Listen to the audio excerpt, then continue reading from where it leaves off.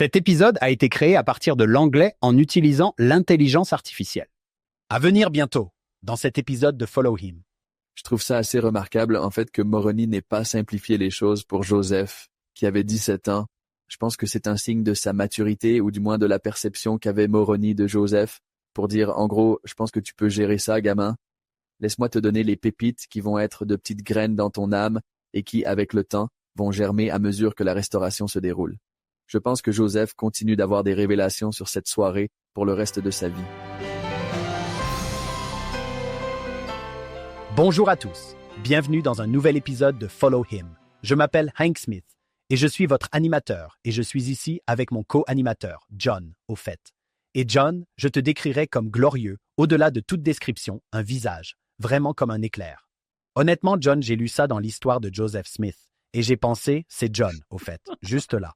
En fait, John, j'ai pensé à toi quand Joseph Smith a dit « J'étais coupable de légèreté ». Je connais quelqu'un exactement comme ça. John, t'es en bonne compagnie. John, tu es coupable de légèreté toi aussi. Merci Hank, j'apprécie ça. Salut John, aujourd'hui, nous rejoint un bon ami, quelqu'un qui a été avec nous de nombreuses fois auparavant. Il s'appelle Dr. Scott Woodward. Scott, la leçon d'aujourd'hui porte sur Joseph Smith et Moroni. Nous avons parcouru avec le Dr. Ward à travers la première vision. Nous avons parlé au Dr. Dirk Matt la semaine dernière de la famille Smith. Et maintenant, nous arrivons à ceci. Un moment crucial dans la vie de Joseph Smith. Dis-moi ce que tu attends ce jour. Notre étude cette semaine porte sur ce que nous appellerions la deuxième vision de Joseph Smith. La première vision est très célèbre, nous le connaissons sous ce nom, mais il a littéralement appelé ce dont nous parlons aujourd'hui sa deuxième vision, ou une vision qu'il a eue d'un ange de Dieu dans sa chambre. L'ange va révéler des choses vraiment, vraiment importantes qui vont essentiellement encadrer tout le travail de la restauration à un gamin de 17 ans. C'est assez remarquable. Oh, c'est fantastique. Après avoir passé maintenant une année entière à étudier le livre de Moroni et maintenant revenir à ce point, il y a un sentiment d'excitation. C'est le début de quelque chose d'énorme. Nous pouvons apprécier le livre vers lequel Moroni va diriger Joseph, où il ne comprenait pas l'importance du livre dans la colline près de chez lui, mais peut-être que nous avons un peu cet avantage en lisant cette histoire.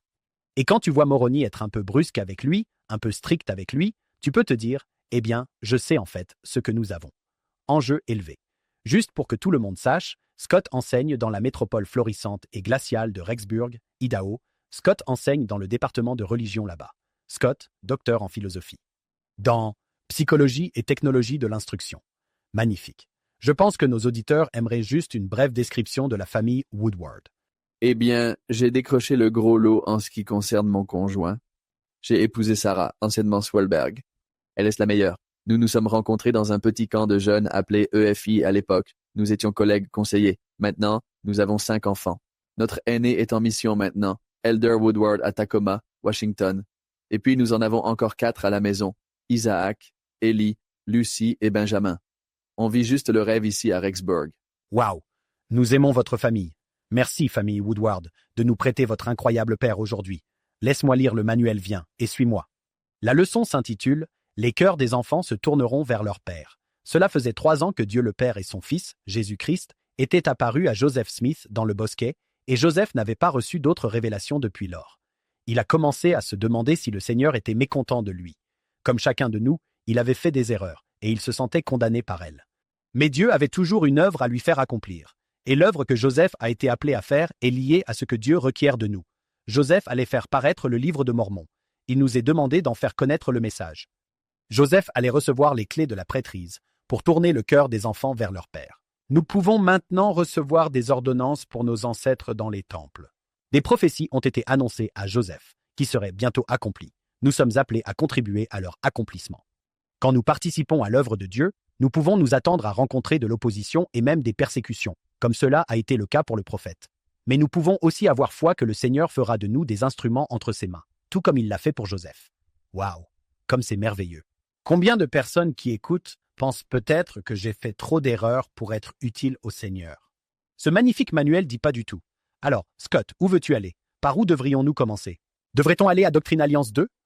Cette semaine est plutôt amusante, car Doctrine et Alliance 2 est juste un extrait de cette histoire. Je pensais, peut-être qu'on pourrait aborder DNA 2 tranquillement.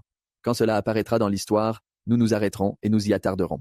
Donc, Pour tous les auditeurs qui se demandent où allons-nous aborder DNA aussi, ce sera juste au milieu. Nous allons avoir Doctrine et Alliance aussi, et ça fait partie de l'histoire, exactement. Alors reprenons au verset 27 de l'histoire de Joseph Smith. Voici ce qu'il dit. C'est 3 ans et demi après la première vision. J'ai continué à poursuivre mes vocations communes dans la vie jusqu'au 21 septembre 1823. Vous souvenez-vous de la 21e nuit de septembre? Ça sonne tellement familier. Parfois, je joue cette chanson avec mes élèves et je leur dis « Écoutez les paroles ». Ça dit « Te souviens-tu de la nuit du 21 septembre? L'amour changeait les esprits des prétendants tout en chassant les nuages. Moroni. » Comme c'était vraiment vrai, ce soir-là, vraiment. 21 septembre 1823, subissant constamment de dures persécutions de la part de toutes sortes de gens, religieux et irréligieux, parce que je continuais à affirmer que j'avais eu une vision. Un peu plus loin, il dit avoir été persécuté par ceux qui auraient dû être mes amis et me traiter avec bonté et qui, s'ils pensaient que je m'abusais, auraient dû essayer de me ramener d'une manière convenable et affectueuse. Pendant ces 3 années, il va y avoir de sérieuses persécutions. Lucy Mack Smith, sa mère, nous raconte quelque chose. En fait, quand il avait encore 14 ans, nous ne sommes pas sûrs si cela s'est passé avant ou après la première vision, mais à la lumière de ce que Joseph dit ici, peut-être après. Elle a dit qu'il y a eu un incident qui s'est produit, je la cite maintenant, ce qui nous a beaucoup alarmés, car nous n'en connaissions pas la cause. Elle a dit que Joseph était sorti un soir pour une course, et alors qu'il traversait la cour, à son retour, un coup de feu a été tiré sur son chemin avec l'intention évidente de le tuer. Joseph s'est précipité vers la porte, très effrayé. Après avoir vérifié qu'il n'avait subi aucune blessure, nous sommes partis immédiatement à la recherche de l'assassin, mais nous n'avons trouvé aucune trace de lui ce soir-là. Le lendemain matin, nous avons trouvé ses traces sous un chariot où il s'était couché quand il a tiré. De plus cela, les balles, qui ont été tirées de son fusil, se sont logées dans la tête et le cou d'une vache qui se tenait en face du chariot dans un coin sombre. Donc, la seule chose qui a sauvé la vie de Joseph, c'était la vache, car peut-être qu'il visait Joseph alors qu'il marchait, et juste au moment où il appuie sur la gâchette, Joseph était passé derrière la vache, ou quelque chose comme ça, ou, alternativement, la vache a vu ce qui se passait et a fait une course folle pour sauver la vie de Joseph. Je ne sais pas, mais voilà. C'est le premier martyr de la Restauration. Juste ici, c'est la vache de la famille. On doit rire ou on va pleurer, mais quelqu'un a essayé de tuer Joseph ici. Un autre récit par Thomas Taylor, il était un résident de Manchester, à proximité. Dans une interview ultérieure, il se souvient, je cite, que des vauriens ont pris Joseph Smith et l'ont plongé dans l'étang. Ce que vous voyez là-bas, dit-il, c'est juste parce qu'il prêchait ce qu'il croyait et pour rien d'autre. Fin de citation. Donc, plonger quelqu'un dans l'étang, c'est ça?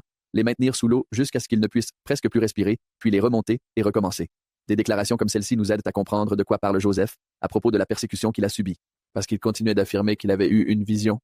Il continue, verset 28, il a dit « J'étais laissé à toutes sortes de tentations, fus abandonné à toutes sortes de tentations, et fréquentant toutes sortes de milieux, je tombais fréquemment dans beaucoup d'erreurs insensées et manifestais les faiblesses de la jeunesse et les imperfections de la nature humaine. Ce qui, j'ai le regret de le dire, m'entraîna dans diverses tentations offensantes aux yeux de Dieu. » Dans son histoire de 1832, il dit « Je suis tombé dans des transgressions et j'ai péché dans beaucoup de choses, ce qui a causé une blessure à mon âme, ce qui nous amène à nous demander, en lisant cette histoire, quelles ont été ses tentations de jeunesse? Quel genre de société fréquentait-il? Quelles étaient ses erreurs insensées, ses faiblesses, ses manies? La vérité, c'est que nous n'avons pas une image complète de cela, mais un récit intéressant de 1859, une interview que Martin Harris a réalisée, dit ceci. Martin a dit que Joseph a dit que l'ange lui avait dit qu'il devait quitter la compagnie des chercheurs de trésors, qu'il y avait parmi eux des hommes méchants. Il ne devait plus avoir affaire à eux.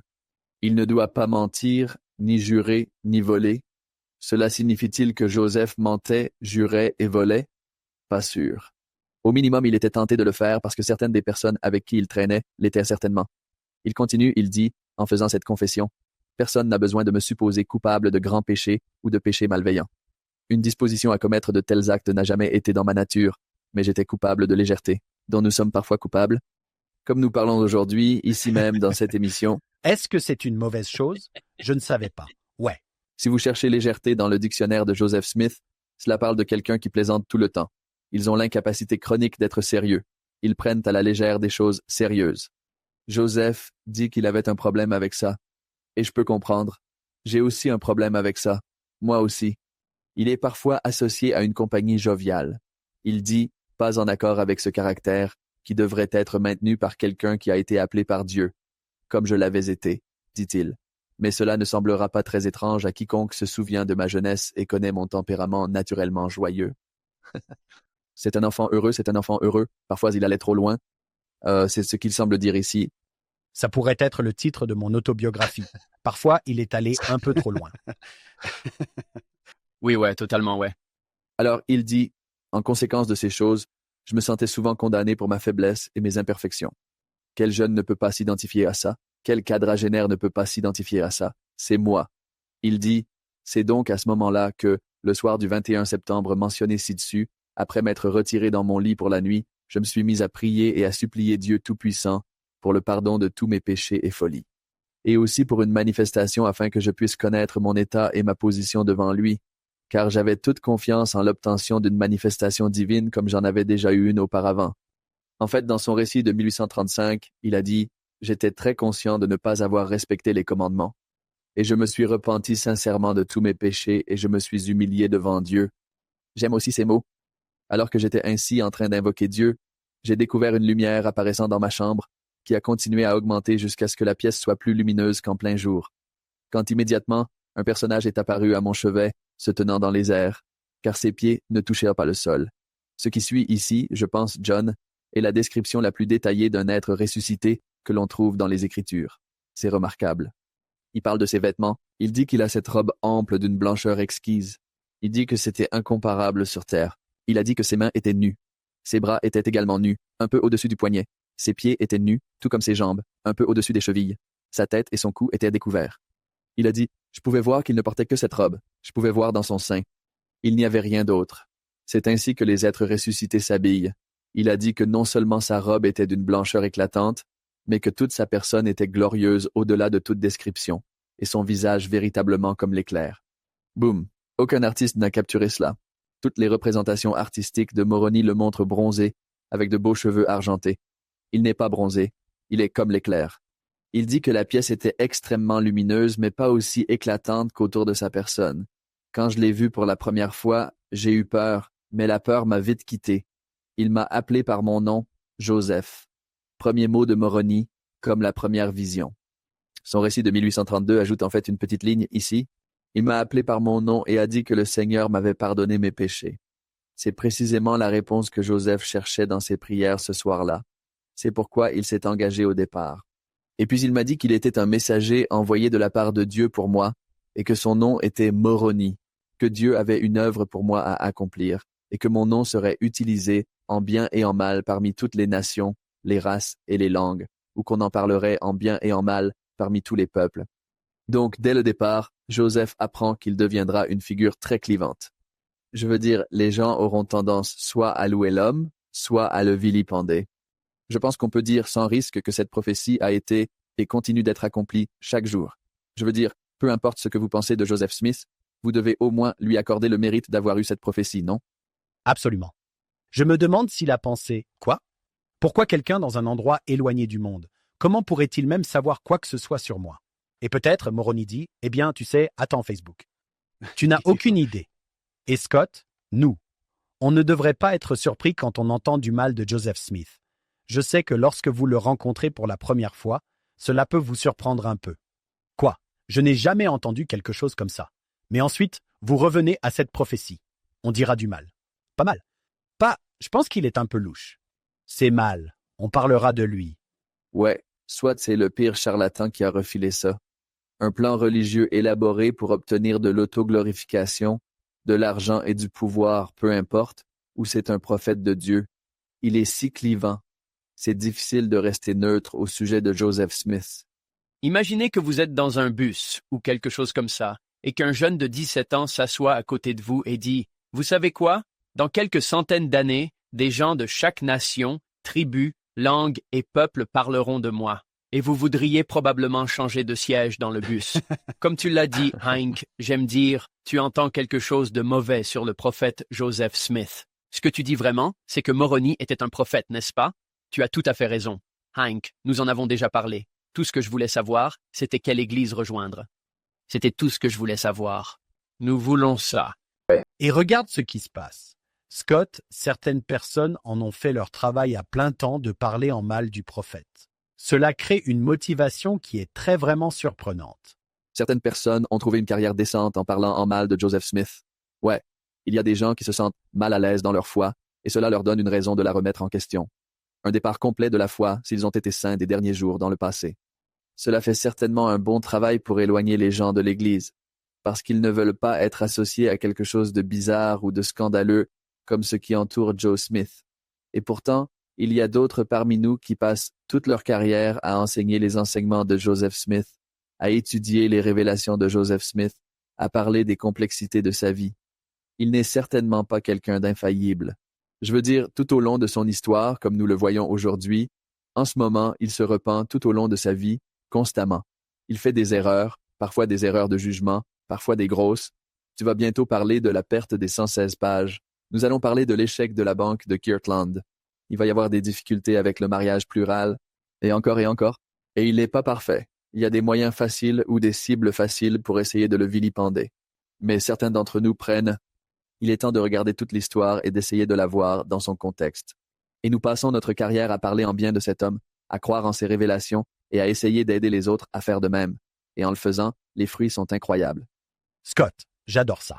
Et quand nous entendons du mal être dit du prophète, j'aime penser à moi-même, eh bien, je dois équilibrer cela. Besoin positif. Je vais aller sur mes propres réseaux sociaux et parler. Je vais parler en bien de lui au lieu de simplement dire « Waouh, ouais, Moroni avait raison ». Beaucoup de gens parlent en mal. Je pense que je ferais mieux de passer de l'autre côté, dire du bien. Voilà, tu peux faire partie de l'accomplissement de cette prophétie. Va dire du bien de Joseph aujourd'hui. Scott, l'histoire de l'Église t'a parlé quand tu étais jeune. Tu l'as étudié. Tu n'es pas un vieux bonhomme, Scott, mais ça fait des décennies. Tu l'as enseigné, tu l'as étudié, et ce n'était pas un passe-temps secondaire. Cela a été votre pain quotidien dans la vie. Quelqu'un ne peut pas faire ça, Scott. Quelqu'un qui écoute ne peut pas consacrer 9-10 heures par jour pendant les 30 prochaines années à étudier le prophète. Mais je t'ai juste ici. Alors dans tout ça, Scott, est-il ce qu'il prétend être? Tu l'as lu? Tu es un gars de confiance? Est-il ce que nous pensons qu'il est? Je ne sais pas. Je vais résoudre ça pour tout le monde qui écoute, mais je suis convaincu qu'il est un homme bon et un prophète de Dieu. Il y a beaucoup de suppositions que nous faisons sur ce qu'est un prophète de Dieu. Et parfois, Joseph va violer ces suppositions que nous avons, mais ce n'est jamais un obstacle insurmontable. Je veux dire, il est imparfait. Il va se repentir de ses péchés souvent, ce qui reconnaît qu'il pêche. Il fait une erreur. Je pensais qu'il était presque comme un demi-dieu, tu sais, quand j'étais juste un adolescent. Je me disais, ce type est le meilleur, personne ne peut le tuer. Parfois, il ouvrait sa chemise et les fusils s'enrayaient. Et c'est tellement génial. En tant qu'adulte ici, avec, espérons-le, un peu plus d'expérience et en l'étudiant plus attentivement, c'est un prophète. La façon dont le Seigneur le décrit dans DNC 124 comme un instrument faible à travers lequel Dieu a pu accomplir ce travail. Je pense que c'est parfait. Il est un excellent mélange de la façon dont Dieu travaille à travers les humains pour accomplir des choses divines. Dans l'œuvre de Joseph Smith, tu vas trouver à la fois l'humain et le divin merveilleusement mélangés. Et n'est-ce pas vrai pour nous tous? Ouais, espérons un peu plus divin qu'humain. Mon bilan n'est pas si bon. 2% divin, 98% humain, quelque chose comme ça. Je me souviens juste d'une fois où j'ai entendu un discours de frère Neil L. Anderson parler de Joseph Smith en prenant à la bibliothèque un livre intitulé « Il connaissait le prophète ». Et je conduisais vers Boise et j'avais 6 CD dans cet ensemble. Et ma voiture a encore un lecteur CD. C'était ce que frère Anderson a suggéré. Parler aux gens qui l'ont réellement connu. Et je vais te dire, au moment où je suis arrivé à Boise, je pensais le connaître aussi. Je le trouvais charmant. Il n'était pas un grand homme d'affaires, mais il était charitable. C'était une fenêtre tellement amusante pour moi de faire ce que frère Anderson a suggéré, parler aux gens qui l'ont réellement connu, si tu veux en savoir plus sur lui. Celui-là, c'est de l'or. Ouais, Remembering Joseph par Mark McConkie, et c'est vraiment juste une compilation de personnes qui l'ont connu. Et je suis d'accord. Je veux dire, c'est historique. L'art, c'est de trouver des témoignages de première main de personnes qui étaient là, qui l'ont vu, qui l'ont connu, qui étaient impliquées avec Joseph en tant qu'homme d'affaires, en tant qu'homme de famille, en tant que leader civique et en tant que leader religieux. C'est probablement le meilleur matériel que tu puisses obtenir pour se rapprocher de Joseph, ainsi que lire ses propres écrits. Et je pense qu'à travers ces deux moyens, tu peux vraiment bien cerner l'homme. Une chose que je vais vraiment mentionner qui me touche très profondément, c'est que ça me fait vraiment mal de voir quelqu'un vraiment harceler une personne qui ne peut vraiment pas se défendre. C'est une cible facile quand ils ne sont pas là. John, n'importe qui peut s'en prendre à quelqu'un qui est mort. Si tu es sur le terrain de jeu et que tu vois quelqu'un s'en prendre à quelqu'un qui ne peut pas se défendre, ça devrait te mettre en colère. Ça devrait te pousser à aller dire « ce n'est pas juste ». Et c'est facile. Peut-on le dire encore une fois? C'est facile. Ça ne demande pas beaucoup de réflexion pour critiquer quelqu'un qui est mort. Ils ne sont pas là pour se défendre. Avant qu'on passe à autre chose, Scott, toi et notre autre ami fantastique, Casey Griffiths, combien d'heures pourrais-tu nous consacrer, Scott, juste pour cette période? De la vie de Joseph Smith. Je pense que tu as dit que tu avais apporté, une 100aine de pages de notes aujourd'hui. Ouais, 109. Ouais, 109, pas 106. Ça grandit. Ça continue même de grandir au fur et à mesure qu'on avance ici. Scott, dis-nous ce que toi et Casey avez fait. Et j'espère que tous nos auditeurs en prendront note. C'est une ressource fantastique cette année. Ouais. Donc, Casey Griffiths et moi avons lancé un podcast appelé Church History Matters. Ça fait environ 2 ans maintenant que nous traitons des sujets difficiles, des épisodes difficiles dans l'histoire de notre Église. À partir de cette année 2025, nous nous tournons vers une année consacrée à la doctrine et aux alliances. Et nous allons passer en revue le contexte de chaque section. Nous allons passer en revue le contenu. Nous allons également aborder toutes les controverses qui pourraient se trouver dans n'importe quelle section de la doctrine et des alliances ou dans l'histoire qui l'entoure. Et ensuite, nous aborderons les conséquences, les répercussions de chaque section. C'est comme d'autres programmes Viens et suis-moi qui existent, mais nous pensons que notre petite touche que nous apportons est. Nous allons aborder les controverses de front. S'il y en a dans cette section, nous allons les aborder et y passer du temps. Je suis ici sur le site web. Vous pouvez aussi l'obtenir où que vous écoutiez vos podcasts. En fait, dans ma bibliothèque de podcasts, j'aime écouter Follow Him. C'est l'un de mes préférés. Et puis, juste là, à côté, Church History Matters. En regardant le site web, j'ai une série d'épisodes sur la première vision, une série d'épisodes sur la venue du livre de Moroni, sur le mariage plural, la race, la prêtrise dans le temple, une autre série. Révélation et traduction, une autre série. Finances de l'Église, une autre série. Pour tous ceux qui disent « Vous savez, j'ai du mal avec l'histoire de l'Église », c'est l'une des premières ressources que je leur donne.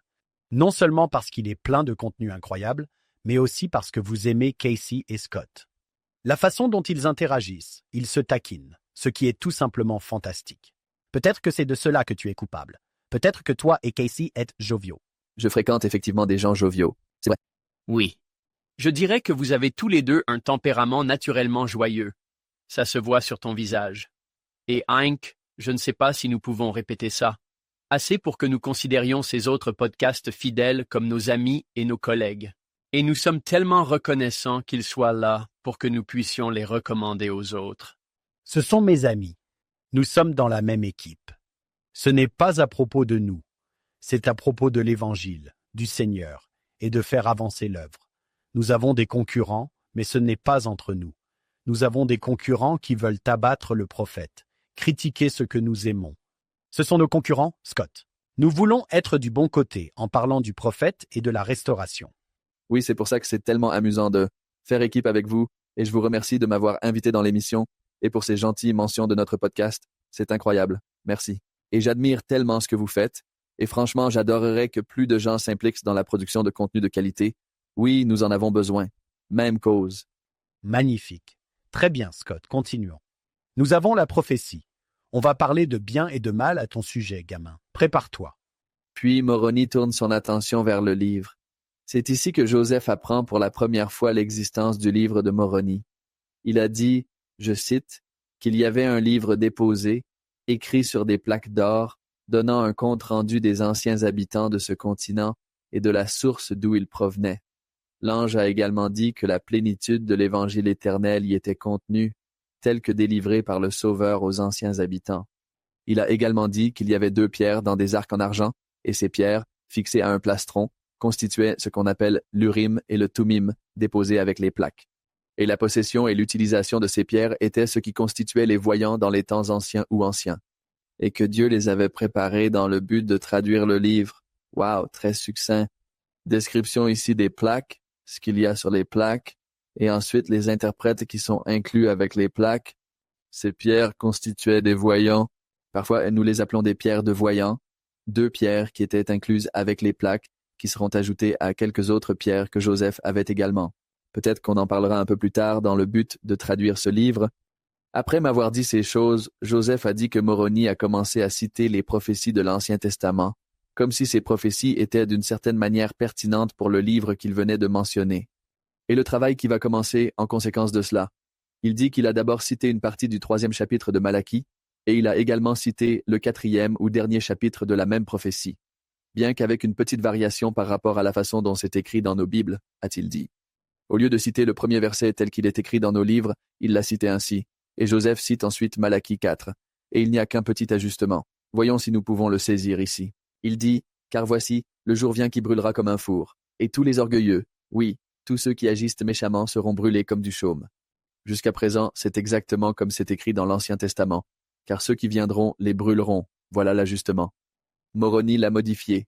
Au lieu de dire « le jour qui vient les brûlera », il a dit « ceux qui viennent les brûleront », dit le Seigneur des armées, et cela ne leur laissera ni racines ni branches. Donc, cet avertissement aux méchants ici concerne le fait d'être connecté à la famille éternelle. Nous allons en découvrir plus dans les prochains versets dont il parle, mais quand il dit qu'ils seront laissés sans racines, nous parlons de leur héritage ancestral, ou sans branches, nous parlons de l'espoir pour des descendants. Ce qui est vraiment intéressant en fait quand on y pense. En contraste avec le livre de Moroni dont la page de titre dit cela, son but est de montrer au reste de la maison d'Israël les grandes choses que le Seigneur a faites pour leurs ancêtres, et qu'ils puissent connaître les alliances du Seigneur, qu'ils ne soient pas rejetés pour toujours, relier les enfants d'Israël à leurs racines et montrer les promesses faites à leur père anciennement, alors qu'ils avaient reçu la plénitude de l'Évangile. Ainsi, leur postérité dans le futur devient un point central de la restauration. Cool, juxtaposition intéressante quand on y pense. Pas de racines, pas de branches. Ce livre de Moroni est destiné à connecter les gens à leurs ancêtres et à les aider à avoir un avenir glorieux dans la famille éternelle de Dieu. N'est-ce pas vraiment intéressant que lorsque Jésus lui-même apparaît dans le livre de Moroni, quel chapitre de Malachie cite-t-il à nouveau? Ouais, Ce sont ces deux-là. je pense qu'Anthony Sweat nous a dit il y a quelques semaines, John, tu te pointes au milieu de la nuit et tu commences à lire l'Ancien Testament à un adolescent. D'accord. Qu'est-ce qu'il a dit? Pas étonnant que tu doives venir 4 fois. Ouais. Une chose que j'ai apprise l'année dernière, John, tu te souviens du Dr. Josh Sears quand il était avec nous? Il a parlé de la conscience de l'alliance, la conscience de l'alliance abrahamique. Après la mort du Sauveur, il disparaît vraiment. Le Seigneur a une alliance qu'il a faite avec Abraham. Alors que le christianisme progresse et fait un travail vraiment important et que la Bible est préservée. Mais ce que le Dr. Sears nous a dit, surveiller cette alliance. C'est parti. La seule personne qui ne l'a pas oublié, c'est le Seigneur lui-même. Nous parlons souvent de la restauration comme étant une restauration de l'Église du Nouveau Testament du Sauveur. Scott, corrige-moi si je me trompe, mais il n'y a pas beaucoup de Nouveau Testament ici. C'est une restauration de l'alliance de l'Ancien Testament, qui a été perdue depuis longtemps. Oui, c'est exact. Il y a quelques passages du Nouveau Testament que Moroni cite, mais c'est drôle quand on va les voir comme Actes chapitre 3. C'est en fait le paraphrase des actes d'une prophétie du Deutéronome, ce qui est très intéressant. L'Église est certainement une restauration de certains éléments du Nouveau Testament, mais dire que c'est tout ce que c'est, est terriblement incomplet. Ça commence ici avec l'Ancien Testament et le livre de Moroni, puis il y aura le Nouveau Testament. Des éléments ajoutés avec Jean-Baptiste et Pierre, Jacques et Jean, qui viennent plus tard. Et puis il y aura des éléments modernes qui n'ont jamais existé dans aucune église ancienne, qui seront également ajoutés. Ce que nous obtenons dans l'église de Jésus-Christ, des saints, des derniers jours. Et cette dispensation de la plénitude de plusieurs époques, de plusieurs périodes, est quelque chose qui n'a jamais existé sous cette forme auparavant. Au verset 39, il plantera dans le cœur des enfants, non seulement tournera les cœurs, mais plantera dans le cœur des enfants les promesses faites au Père. Et il y a cette chose de Josh Sears dont il a parlé, c'est « Oh, quelles sont ces promesses ?» Eh bien, c'est l'alliance abrahamique, n'est-ce pas? La restauration de l'Évangile était, en fait, Robert Millet a dit, la restauration de l'alliance abrahamique. Si je pouvais retourner sur le terrain de mission, j'aurais aimé savoir cela. J'aurais aimé penser « Oh oui, je veux vraiment aborder cela », l'idée de l'Église du Nouveau Testament. Mais mec, j'aurais aimé comprendre que l'alliance abrahamique est peut-être, comme tu l'as dit, Scott, la plénitude des temps. Je n'aurais pas dû me concentrer uniquement sur une époque. J'aurais aimé comprendre ça. Quel livre as-tu écrit, John? Ce que j'aurais aimé savoir. Tous mes livres commencent de cette façon parce que j'ai toujours été un peu lent, en fait, toute ma vie. Ce que j'aurais aimé savoir quand j'avais la chance de le savoir. Je trouve ça assez remarquable, en fait, que Moroni n'ait pas simplifié les choses pour Joseph, qui avait 17 ans. Je pense que c'est un bel hommage à sa maturité, ou du moins à la vision que Moroni avait de Joseph, pour dire genre, je pense que tu peux gérer ça, gamin. Laisse-moi te donner les pépites qui vont être de petites graines dans ton âme et qui, avec le temps, vont germer à mesure que la restauration se déploie. Je pense que Joseph continue d'avoir des éclaircissements sur cette soirée pour le reste de sa vie. Nous en verrons certains à nouveau. Je citerai un peu plus tard aujourd'hui quelques éclaircissements de nouveau de Joseph sont directement liés à cette soirée. Peut-être pourrions-nous y aller? On doit y aller? Continue. Oui, emmène-nous. Donc, au verset 38 et 39, il passe ensuite au 5e verset du chapitre 4 de Malachie. Il dit que Moroni l'a cité un peu différemment de ce qu'on lit dans nos Écritures maintenant. Il a dit « Voici, je vais te révéler la prêtrise. Ceci n'est pas dans le Malachie original. Je te révélerai la prêtrise par la main d'Élie, le prophète, avant la venue du grand et terrible jour du Seigneur. » Et puis Joseph dit, il a également cité le verset suivant différemment et a dit « Il plantera dans le cœur des enfants les promesses faites au Père, et le cœur des enfants se tournera vers leur Père. Si ce n'était pas le cas, toute la terre serait complètement dévastée à sa venue. » Beaucoup de petites modifications de Moroni par rapport à l'original.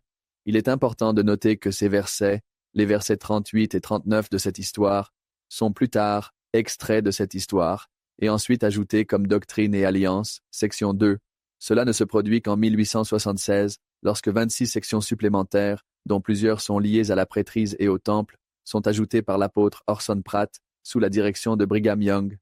En fait, au même moment où cette section a été ajoutée, il est important de noter que la section 110 a également été ajoutée, qui enregistre l'accomplissement de cette prophétie.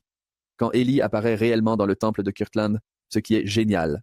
Ce passage est probablement mis en avant parmi tous les autres en raison de ses thèmes importants sur la prêtrise et le temple. Et j'ajouterais en raison de la manière dont il encadre efficacement notre compréhension de l'ensemble du plan de Dieu dans les derniers jours. Peut-être que c'est un bon moment pour faire une pause dans l'histoire pendant quelques minutes et examiner ces versets plus attentivement. Ça te semble une bonne idée? Absolument. Laisse-moi m'assurer que je comprends bien. Donc, la Doctrine et Alliance 2 a été ajoutée, bien plus tard. Ce n'était pas dans le livre des commandements que nous allons voir, imprimé pendant la vie de Joseph Smith. Elle est ajoutée en même temps que la Doctrine et Alliance 110, qui sont en quelque sorte des bornes que je vais envoyer Élie, le prophète, section 110. Et, devine ce que je viens d'envoyer? Élie est venu en fait. La section 109 était la dédicace historique et importante du temple de Kirtland, de l'Église. Et puis 110, c'est « Regarde ce qui s'est passé ici ». Le 3 avril 1836. J'aimerais proposer 2 fêtes dans notre Église. Le 22 septembre, appelons ça le jour du livre de Moroni, quand Moroni rencontre Joseph et lui remet le livre de Moroni. En fait, faisons le 21 et le 22 prenons 2 jours. Excellent. Faisons-en tout un week-end. J'aimerais aussi certainement proposer le 3 avril 1836, quand Élie vient, parce que cela change le monde. Tout le monde se prépare pour les 200 ans de Scott. Célébration. Il va organiser une énorme fête le 3 avril 2036 chez lui. Si tu veux donner ton adresse, Scott, tous ceux qui veulent venir, venez à là. Il y aura certainement du soda et je n'ai pas encore prévu le reste, mais ça va être bien, peut-être, vraiment. Il y aura du soda. Ça commence à se réchauffer un peu à Rexburg le 3 avril, non? Oui, c'est vrai. Je viendrai. Je serai là, Scott. C'est vrai. Merveilleux. Tourne-nous vers Doctrine et Alliance 2. C'est là que tu veux aller? Faisons une pause ici et passons à la section 2. Et parcourons-le attentivement. Parce qu'il y avait plusieurs passages qui ont été cités à Joseph ce soir-là. Mais un seul d'entre eux a été mis en avant et intégré dans les Doctrines et Alliances. Donc peut-être que celui-ci mérite un peu plus d'attention. Alors allons-y. Parlons du verset 1 un instant. Encore une fois, laisse-moi le lire. « Voici, je vous révélerai la prêtrise, dis-moi, le Seigneur, je vous révélerai la prêtrise, qui est, je vous est ambigu dans le texte, par la main d'Élie, le prophète, avant l'avènement du jour grand et redoutable du Seigneur. Voici la promesse qu'avant la seconde venue du Seigneur, il révélera la prêtrise quel qu'il soit, par la main d'Élie. C'est ce prophète qui a été emporté au ciel sans goûter à la mort dans l'Ancien Testament. Maintenant, quand le Seigneur a dit qu'il allait révéler la prêtrise par l'intermédiaire d'Élie, il semble parler de quelque chose de calculé, pour unir toute la famille de Dieu ensemble. Maintenant, cela est évoqué dans le verset 2, le verset suivant, quand il dit, je cite, qu'il, je ne sais pas si c'est le Seigneur ou Élie ici, c'est ambigu, qu'il plantera dans le cœur des enfants les promesses faites au Père, et le cœur des enfants se tournera vers leur Père. D'accord, déballons ça. C'est assez dense. Il y a 3 groupes ici, dans DNA 2, que nous devons bien distinguer pour comprendre le message. Le premier groupe est celui des enfants. Les enfants sont les descendants vivants de la maison d'Israël. Les enfants sont des personnes vivantes. Gardez ça à l'esprit. Ce sont les descendants vivants. Le deuxième groupe est celui des pères. Ce sont les pères des enfants. Ou, en d'autres termes, ce sont les anciens ancêtres de l'alliance de la maison d'Israël. à qui Dieu a fait certaines promesses. Et le troisième groupe est appelé leurs pères, qui sont ces ancêtres des enfants vivants qui n'ont jamais reçu les promesses faites aux ancêtres de l'Alliance d'Israël. Donc, un élément essentiel de connaissance de base ici, qui est simplement supposé dans le texte, est que, dans l'Antiquité, Dieu a promis à Israël le peuple de l'Alliance, que si leurs descendants étaient un jour dispersés à cause de la méchanceté, ils seraient un jour, à un moment donné, rassemblés à nouveau en tant que peuple de Dieu dans le royaume du Christ. C'est Deutéronome 30, c'est dans Ézéchiel, c'est Isaac, quelques passages là-bas qui sont résumés ici. À la toute fin de l'Ancien Testament, Malachie fait cette prophétie et Moroni lui donne une petite touche supplémentaire pour plus de clarté. Ici, il dit que les promesses faites à ses pères concernant la reconstitution un jour de leur postérité qui est dispersée va être l'une des plus grandes affaires de l'histoire du monde. En fait, de manière intrigante, ce rassemblement promis s'étendait non seulement aux descendants vivants de l'ancien Israël, pensez-y, mais aussi à leurs innombrables descendants morts. Mais comment cela pourrait-il se produire sur terre? Comment les enfants vivants et leurs pères décédés pourraient-ils être rassemblés dans la famille de Dieu au dernier jour? C'est un dilemme. C'est très difficile à démêler. Le Seigneur explique ici au verset 2 que cela va se produire essentiellement en 2 étapes. Alors, suivez cela attentivement. Il dit, première étape, il plantera dans le cœur des enfants. Les promesses faites aux pères, c'est-à-dire aux descendants vivants des anciens pères de l'Alliance, vont recevoir les mêmes anciennes promesses qui ont été faites à ses pères, ce qui inclut de devenir héritiers dans le royaume de Dieu, avec la promesse de gouverner un jour ce monde dans la justice avec tous les autres héritiers, sous le Christ, le roi d'Israël. Ce sont plusieurs prophéties que je rassemble. Ce sont les promesses faites à Abraham. Vous avez mentionné Abraham. Oui, également les promesses faites à Israël, au mont Sinaï et à Moab dans l'Exode. Et le Deutéronome et l'Alliance davidique, les promesses de l'Alliance davidique, qui sont décrites dans 2 Samuel et à d'autres endroits dans le psaume 89. Probablement le meilleur endroit est Daniel 7, parlant de la prophétie de la venue du Fils de l'homme quand il viendra sur terre. Il régnera sur le monde avec les saints. Pour toujours et à jamais, son royaume sera établi ici. Toutes ces promesses vont être plantées dans le cœur des enfants dans les derniers jours, les descendants vivants, d'une manière ou d'une autre, qu'ils peuvent devenir héritiers de ce royaume et qu'ils peuvent gouverner et régner avec le Christ en tant que membres de la maison d'Israël dans ce royaume. Comme cela deviendra clair plus tard, le processus par lequel cela se produit est le processus des personnes vivantes. Recevoir le Christ à travers l'alliance éternelle et surtout à travers le travail que nous faisons dans les temples modernes. Donc encore une fois, tout n'est pas expliqué en détail dans la section 2 ici, mais les graines sont ici, qui vont se développer, qui vont germer au cours de la carrière prophétique de Joseph Smith. Le Seigneur décrit ensuite la 2e étape du rassemblement comme celle des cœurs des enfants vivants qui ont eux-mêmes reçu ces promesses de l'Alliance, se tournant vers leur Père. Cela, Joseph Smith apprendra plus tard, est une référence indirecte au travail que les enfants vivants vont accomplir au nom de leur Père décédé, dans les temples de Dieu. Dans les derniers jours, en particulier le travail de sceller les enfants à leurs parents et les parents à leurs enfants. Par exemple, avançons rapidement jusqu'à Nauvoo, où cette image est très claire pour Joseph Smith. Il a enseigné là-bas qu'Élie allait être envoyé, non seulement pour bénir les vivants, a-t-il dit, mais aussi pour que, je cite, « nous, les vivants, puissions racheter nos morts et nous connecter avec nos pères décédés et sceller nos morts pour qu'ils ressuscitent lors de la première résurrection. » Voyez-vous le développement qui s'est produit dans l'esprit de Joseph Smith à Nauvoo ici? Il assemble les pièces et relie cela au temple. Et selon Joseph à Nauvoo, il dit que le rôle d'Élie, le prophète, était de révéler à la fois les clés et les alliances nécessaires pour sceller, dit-il, pour sceller les cœurs des pères aux enfants et les enfants aux pères. Et il a résumé les clés et les alliances comme le pouvoir de scellement du royaume. Une fois qu'Élie révèle le pouvoir de scellement du royaume, le rassemblement à la fois des vivants et de leurs pères décédés dans le royaume familial de Dieu devient possible.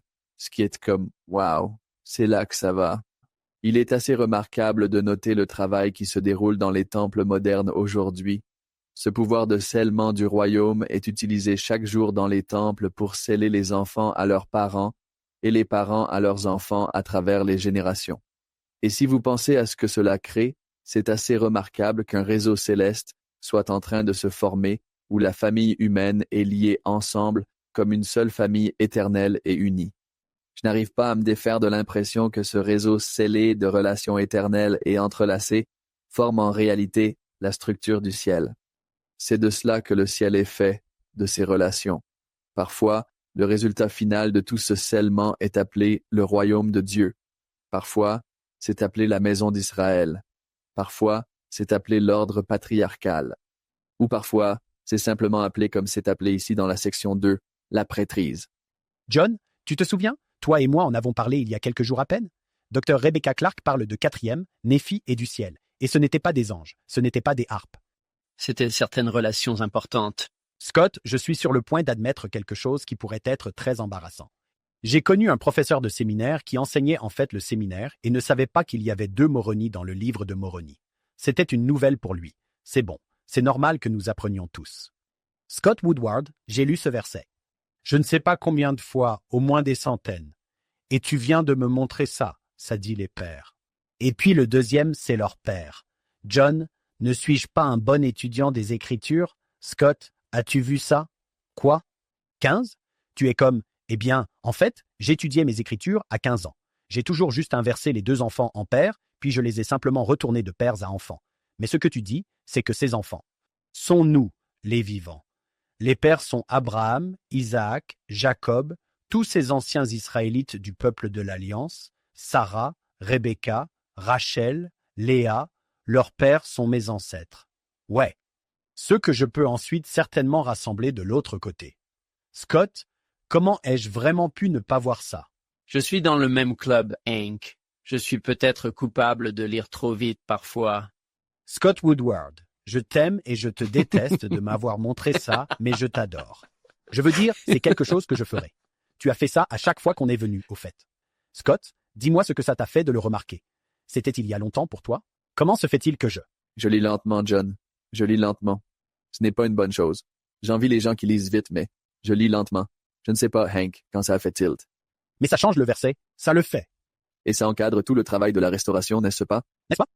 Il s'agit de personnes vivantes qui reçoivent ces promesses de l'Alliance et qui se tournent vers leurs ancêtres décédés pour les leur donner, pour que nous puissions unir toute la famille de Dieu.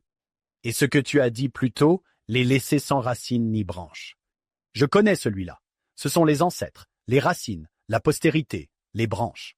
C'est le contraire, c'est la solution de Dieu. Les méchants ne feront pas partie de cela, dit-il, n'est-ce pas? Les méchants n'auront ni racines ni branches à cause de leur propre choix, parce qu'ils rejettent cela. Mais c'est la vision de Dieu pour la famille humaine, finalement, nous unir tous ensemble. Quand le Christ viendra lors de la seconde venue, ce sera avant le grand et terrible jour du Seigneur. Nous devons au moins commencer ce travail. Et puis quand il viendra, nous allons continuer cela sérieusement à travers le millénaire. En établissant toutes ces connexions, en aidant tout le monde à travers le baptême jusqu'au mariage au temple, devenir héritier du royaume de Dieu et ensuite prêt à régner avec le Christ en tant que roi et reine et prêtre et prêtresse, comme le dit l'Écriture, et nous aider à être prêts pour l'éternité post-millénaire quand le Père viendra et que la terre lui sera présentée, comme le disent les révélations. Et cette terre devient sanctifiée. Comme toutes les ordonnances que nous faisons tendent certainement vers ce but, et Joseph Smith a environ 17 ans lorsque Moroni plante ses graines dans son esprit. C'est comme, ça va commencer, gamin. Ouais, c'est vrai. Quel compliment pour Joseph. Scott, j'adore personnellement, vraiment, quand quelqu'un me montre des choses dans les Écritures que je n'ai jamais vues. C'est juste un moment magnifique pour moi. John, combien de fois cela s'est-il produit dans cette émission? On pensait qu'on faisait les doctrines et alliances, car on était devenu si bon à ça. Ouais, on avait vraiment bien certainement tout appris. Puis-je ajouter quelque chose aussi? Voici un autre mot soigneusement choisi dans le premier verset. Voici. Je révélerai jusqu'à ce que vous remarquiez. Il ne restaure pas la prêtrise.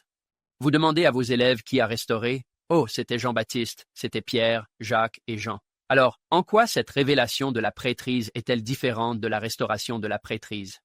Et ça ressemble à ce que faisait Élie. Aidez-moi les gars. En révélant la prêtrise, c'était « Oh, je veux utiliser les mots de… » Je pense que c'était le docteur Robert Millet qui a dit « Mais ce qu'Élie a fait, c'est révéler le plus grand usage auquel la prêtrise peut être utilisée par les mortels sur terre. » Et c'était le scellement de tout cela ensemble.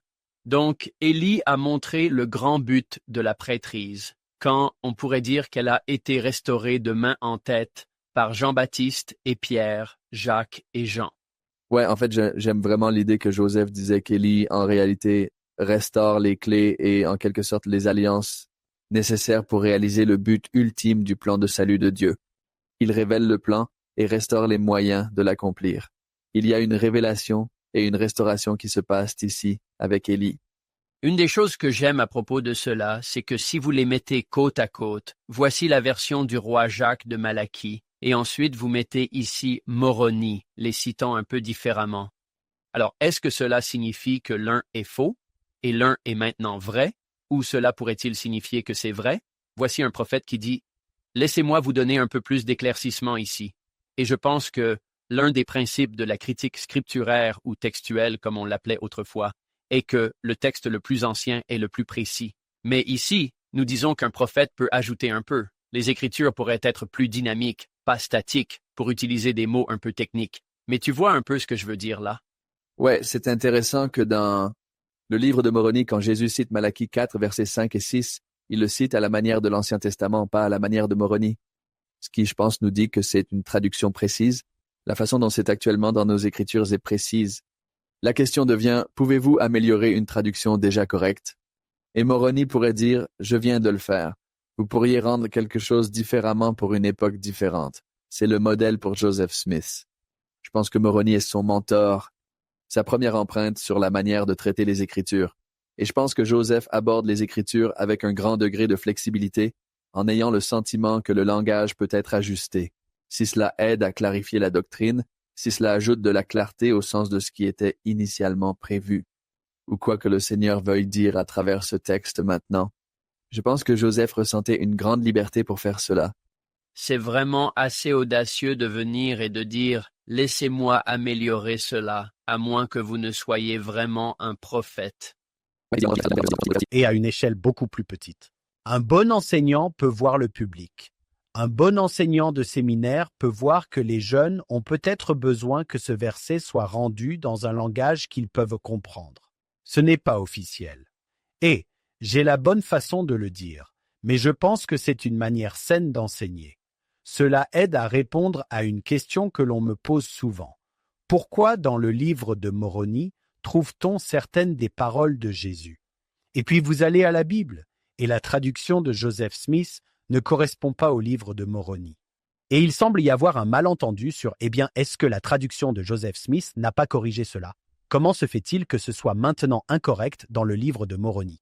Je pense que cette discussion n'aide pas à comprendre cela. Totalement.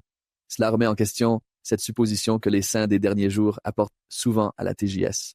Nous pensons que c'est une restauration du texte original, mais il y a souvent beaucoup plus que cela. Souvent, c'est un prophète qui fait des déclarations clarificatrices dans le texte. Mais le faire d'une manière comme Moroni le fait ici, le faire d'une manière qui semble que l'auteur original l'a dit de la meilleure façon ou de la manière la plus claire. Et encore une fois, c'est quelque chose que je ne me sens pas totalement à l'aise de faire moi-même. Mais je pense que c'est bien dans les prérogatives d'un prophète de faire cela. Et Joseph se sentait capable de faire ça. Et il l'a fait. Anthony Sweat a écrit un livre que je pense devrait être une lecture obligatoire, intitulé Seekers Wanted.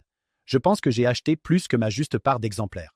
Alors, Anthony, si tu écoutes, tu me dois quelque chose. Laissez-moi lire à partir de la page 55. Ainsi, lorsque le prophète Joseph enregistrait des révélations, il n'écrivait pas le langage de Dieu, mais les mots anglais qui tentaient d'exprimer ce que Dieu lui avait donné. Et maintenant, Anthony cite Steve Harper, que nous connaissons tous. Les enregistrements de telles révélations ne sont pas les révélations elles-mêmes. Ce ne sont que des représentations capturées dans notre langue afin que nous puissions les comprendre si nous considérons les mots avec soin et solennité. À la lumière de l'expérience dans le Saint-Esprit, nous ne prétendons pas qu'aucune écriture soit infaillible ou sans erreur. Maintenant, Anthony cite Richard Bushman, les révélations n'étaient pas la diction, le dialecte ou la langue maternelle de Dieu. Elles étaient formulées dans un langage adapté à la compréhension de Joseph. Et puis, pour revenir à Anthony, même Dieu a reconnu que les révélations écrites qui sont venues à Joseph n'étaient pas sous une forme finale parfaite.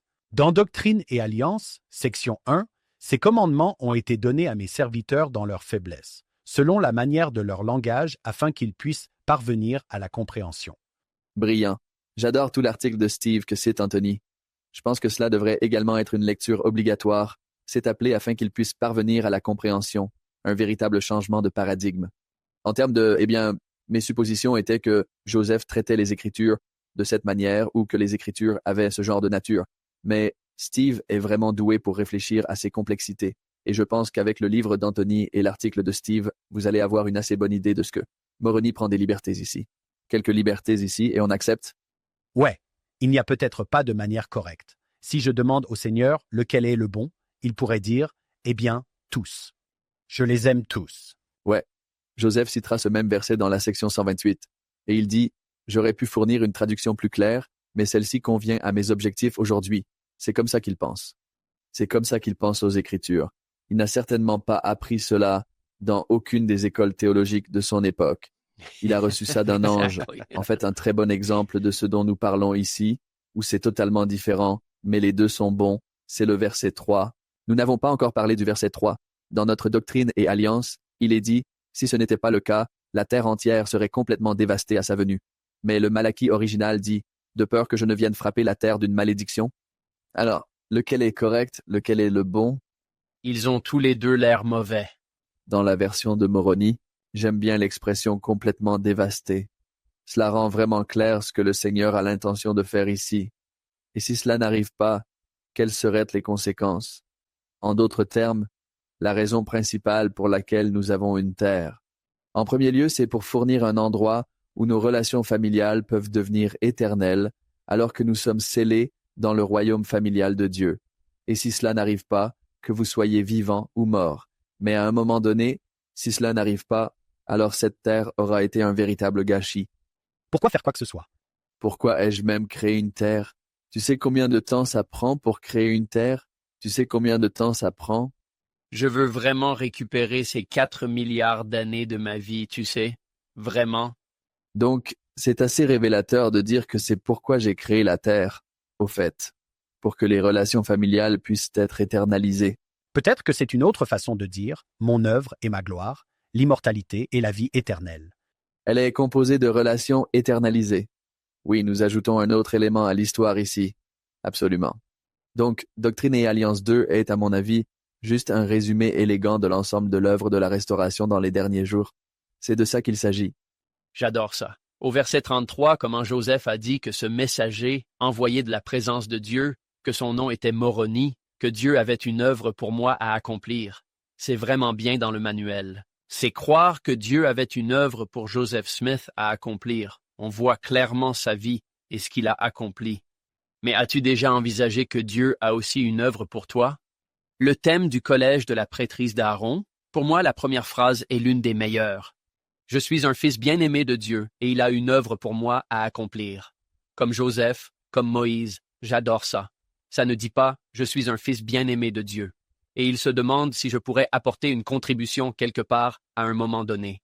Ça dit « non, il a une œuvre pour moi à accomplir ». Quelle chose merveilleuse que de recevoir quelque chose comme une bénédiction patriarcale, pour que ce soit articulé ici et dire quel est ce travail que je suis censé faire.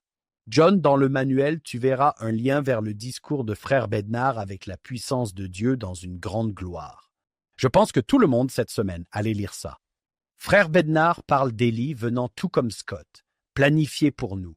Il parle d'une déclaration que Joseph Smith a faite quelques mois avant sa mort. La plus grande responsabilité dans ce monde que Dieu nous a confié est de rechercher nos dettes. Il a une œuvre pour moi à accomplir, ou une responsabilité. Eh bien, frère Bednar continue. Et Scott a si bien décrit les liens que nous établissons avec notre famille, ce réseau céleste de relations. Et frère Bednar ajoute.